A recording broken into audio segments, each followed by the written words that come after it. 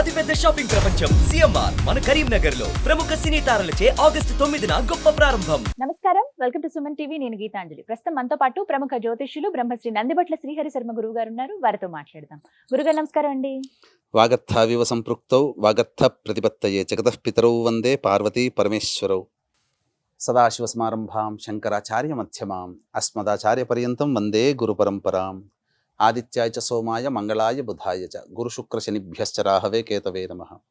శృంగేరి పీఠాధిపతులకి, కంచి పీఠాధిపతులకి నమస్కారములు తెలియజేసుకుంటూ కార్యక్రమాన్ని ప్రారంభిద్దాం.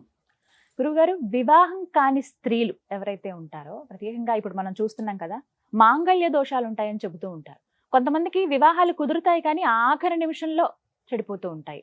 కొంతమందికి ఏమో అసలు వివాహాలు కుదరవు, కుజదోషం ఉందని చెబుతూ ఉంటారు. ఇలా ఎన్నో రకాల సమస్యలు వివాహానికి సంబంధించి మహిళలు ఎదుర్కొంటూ ఉన్నారు. ఇందులో భాగంగా ఇలా వివాహాలు కాని మహిళలకి ప్రత్యేకంగా ఏమన్నా వ్రతం గాని, పూజలు గాని, నోములు గాని ఉన్నాయా? అవి ఏమిటి? అందులో ప్రత్యేకంగా ఈ శ్రావణ మాసంలో చేసుకోదగ్గవి ఉన్నాయమ్మా. చాలా ప్రసిద్ధమైనటువంటి వ్రతం ఇది. ఇది ఏ నోము నోయాలన్నా, వ్రతము చేపట్టాలన్నా శుభమైనటువంటి మాసము కావాలి.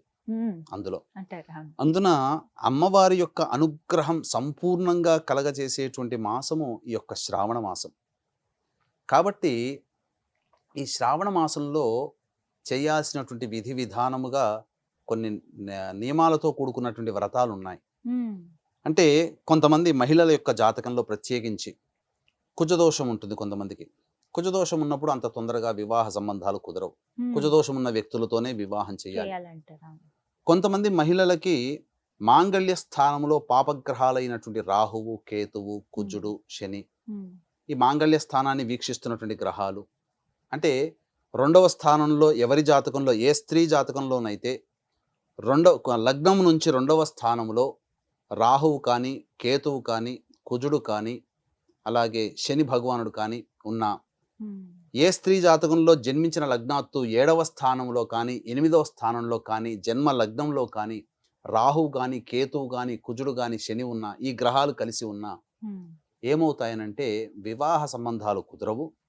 వివాహ సంబంధాలు కుదిరినా కొన్ని దోష ప్రభావాలను విచ్ఛిన్నమై మళ్ళీ 2-3 వివాహాల కోసం ఎదురు చూడాల్సిన పరిస్థితి వస్తుంది. కొంతమంది మహిళలకి ఇలా జీవితాంతం కన్యగానే గడపాల్సినటువంటి పరిస్థితి వస్తుందమ్మా. కాబట్టి ఇవన్నీ కూడా తొలగిపోవాలి అని అంటే దుష్టగ్రహాల యొక్క దోషాన్ని నివృత్తి చేసేటువంటి ఒక గొప్ప వ్రతం ఒకటి ఉంది. అదే కాత్యాయని వ్రతం. ఈ కాత్యాయని వ్రతాన్ని ఏ మహిళ అయితే ఆచరిస్తుందో దాని ప్రభావం వలన అతి శీఘ్రముగా వివాహం అవుతుంది.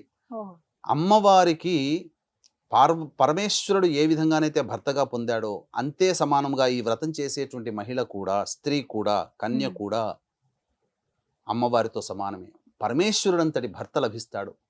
కాబట్టి వీక్షించేటువంటి ప్రేక్షకుల్లో మహిళా ప్రేక్షకులు చింతించవలదు. మీ అమ్మాయి యొక్క వివాహం జరగట్లేదేమో అని బాధపడదు. ఈ యొక్క శ్రావణ మాసంలో మంగళవారం రోజున ఈ యొక్క వ్రతాన్ని ఆచరించమంది. ఎందుకనంటే మంగళప్రదమైనటువంటిది మరియు మంగళుడు దోషముగా ఉన్నటువంటి జాతకాల్లో ఆ మంగళ దోషాన్ని తొలగించేటువంటి వారముగా మంగళవారం చెప్పబడి ఉంది. కాబట్టి ఈ యొక్క కాత్యాయని వ్రతాన్ని ఆచరించాలి. ఈ కాత్యాయని వ్రతాన్ని ఆచరించేటప్పుడు మొట్టమొదట తొలిగా చేసేటప్పుడు బ్రాహ్మణుల యొక్క సహాయం తీసుకుని చేసుకుంటే మంచిది. కలశం పెట్టుకోవాల్సిందే. కలశం పెట్టుకొని చక్కగా వ్రత విధానముగా తల్లి దగ్గరుండి చేయిస్తే విశేషము, లేదా కన్య అయినా కానీ తాను చేసుకోవచ్చు. ఈ కలశంలో కొంతమంది ఆచారం ప్రకారము నీటిని, కొంతమంది ఆచారం ప్రకారము బియ్యాన్ని పోసుకొని కలశంలో పెట్టుకొని చేస్తారు. ఈ కలశంలో సాక్షాత్తు ఆ అమ్మవారి రూపుని పెట్టుకొని, లేదా కలశంలో కనీసం అమ్మవారిని ధ్యానం చేసుకుంటూ ఈ యొక్క వ్రతాన్ని ఆచరించాలి.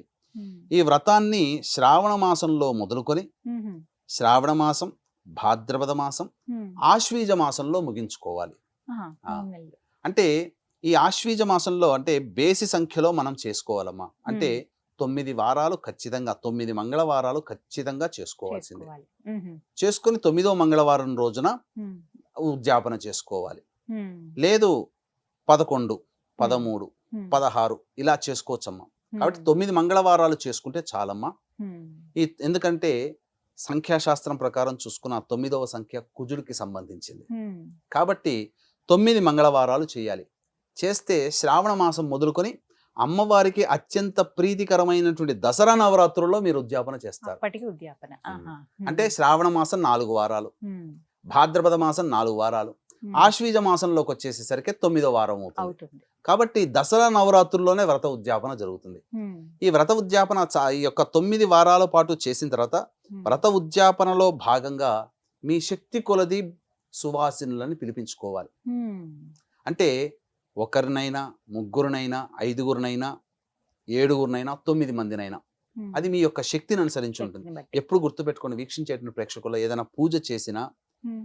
మనము అప్పు చేసి చేసామనుకోండి, ఏమవుతుందంటే భావన, అయ్యో అప్పు చేసామనే భావన ఉండిపోయి చేస్తుంటాం. చేస్తాం. కాబట్టి మనకు ఎంత- చేతనైంతగా చేసుకోమన్నది శాస్త్రం. అంతవరకు. కాబట్టి ఉమ్. శక్తి మేరనే చేసుకోండి. ఒకరినా, ముగ్గురునా, 5గురు అనేది మీ యొక్క ఇష్టం. కుటుంబ పోషణ ఉన్నటువంటి శక్తిని బట్టి. శక్తి బట్టి. ఉమ్. కాబట్టి ఆ ముత్తైదులను పిలిపించుకునేటప్పుడు ఎలా ఉండాలంటేనమ్మా, సాక్షాత్తు ఆ సువాసుని పిలుస్తుంటే 9 వారాల పాటు నువ్వు అమ్మవారిని పూజ చేసుకున్నావు కదా, ఉమ్. ఆ అమ్మవారిని కామాక్షి, మీనాక్షి, విశాలాక్షి అట్లా ఈ అమ్మవార్లని అందులో వాళ్ళలో చూసుకుంటూ ఉమ్. వాళ్ళు మీ ఇంటికి రాగానే సాదరముగా చేయి పట్టుకొని తీసుకొని వచ్చి ఉమ్. కాళ్ళని మీ చేతులతో కడగాలి.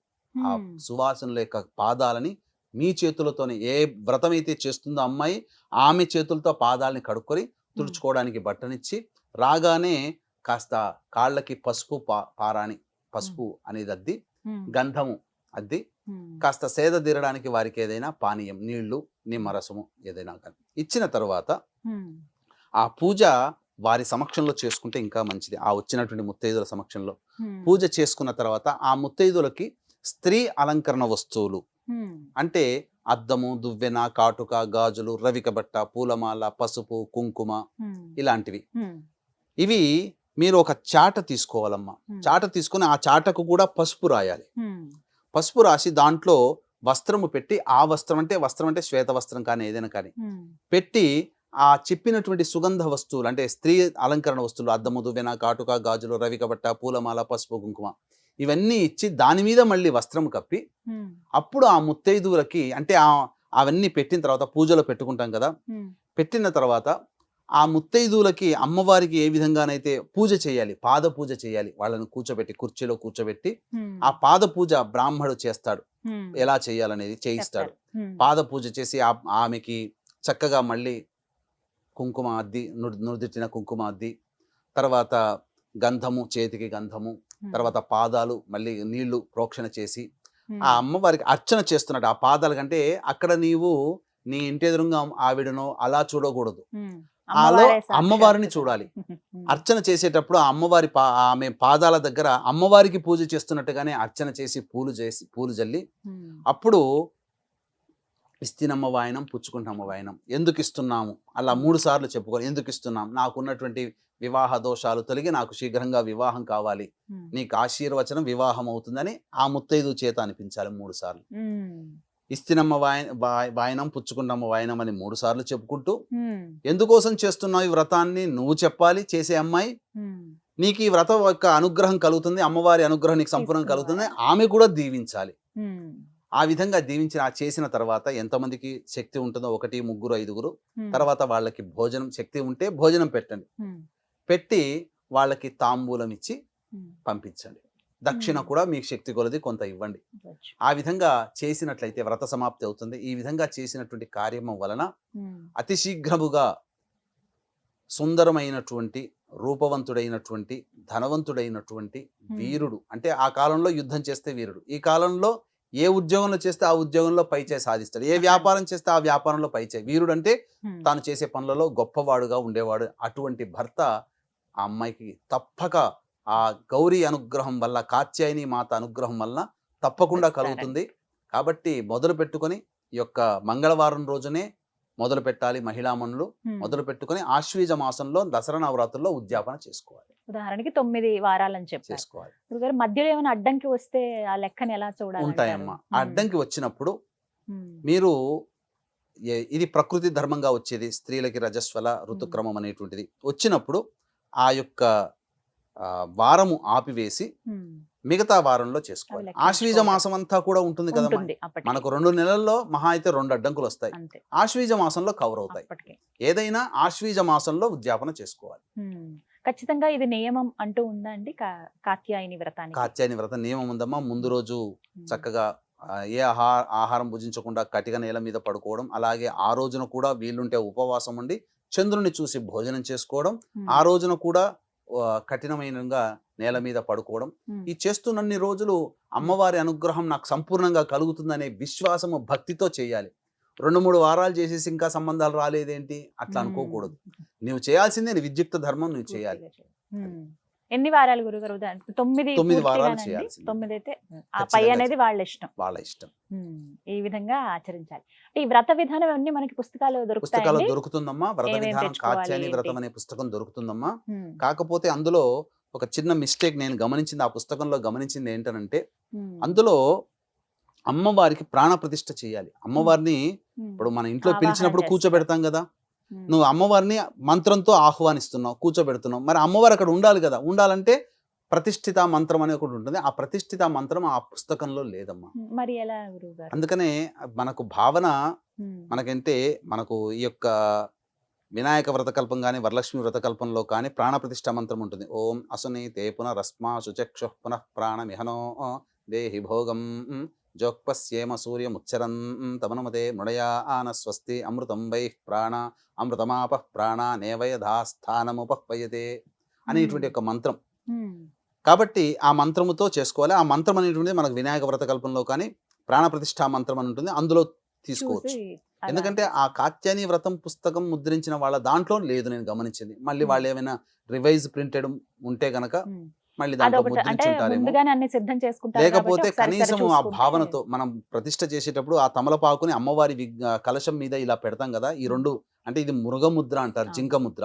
ఇలా పట్టుకొని ఇలా పెట్టినప్పుడు చూపుడు వేలు చిటికెన వేలు పైన ఆనిచ్చి మిగతా 3 వేలు పట్టుకొని ఆ 3 వేల మధ్యలో తమలపాకుని ఇలా పట్టుకొని ఆ కలశం మీద ఆనిచ్చి, నేను గౌరీదేవి, నేను నిన్ను నా యొక్క దోషము తొలగిపోవడం కోసం నేను ఈ వ్రతాన్ని ఆచరిస్తున్నాను కాబట్టి ఇందులో ఉపస్థితమై ఉండమ్మా అని ముమ్మారులు అనుకోవాలి.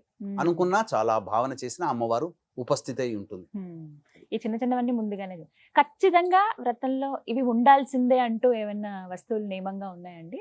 ఖచ్చితంగా వ్రతము అని అన్నప్పుడు ఈ యొక్క అమ్మవారికి అందులో ఆ వ్రతం చేసుకోదలిచినటువంటి వస్తువులు ఉంటాయి.